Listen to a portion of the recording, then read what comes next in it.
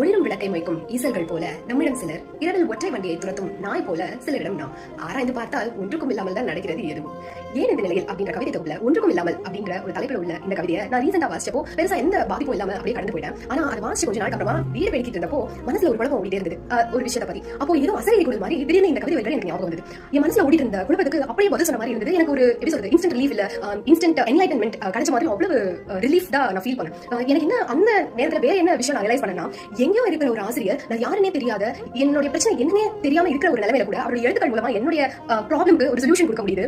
yet another day in a life of a book lover, yet another problem solved by the books she read அப்படின்ற மாதிரி எனக்கு தோணுச்சு. அது வந்து அவ்வளவு எக்ஸலரேட்டிங்கா இருந்தது அந்த ஃபீலிங். அது ஷேர் பண்ணிக்கணும்னு நினைச்சேன். ஆல்சோ நான் முதல்ல சொன்ன மாதிரி எங்கேயோ இருக்கிற ஆசிரியர் எழுதுற அந்த புத்தகத்தோட வரிகள்ல எத்தனை வரிகள் நம்ம வாழ்க்கைக்கு தேவையானது ஒளிஞ்சிருக்கு இல்லையா? நீங்க இந்த மாதிரி எப்பயாவது ஃபீல் பண்ணிருக்கீங்களா? உங்க லைஃப்ல இந்த மாதிரி நடந்திருக்கா? கமெண்ட்ல சொல்லுங்க. அண்ட் ஆல்சோ இந்த புக்கோட ரிவ்யூ நான் கூடி சீக்கிரம் எழுதணும்னு நினைச்சிட்டு இருக்கேன். Please follow and stick around. And முக்கியமா புக்ஸ் ஆஃப் கோலியா அவர்களுக்கு என்னோட பிரச்சனைக்கு சொல்யூஷன் சொன்னதுக்கு ரொம்ப ரொம்ப தேங்க்ஸ். பை.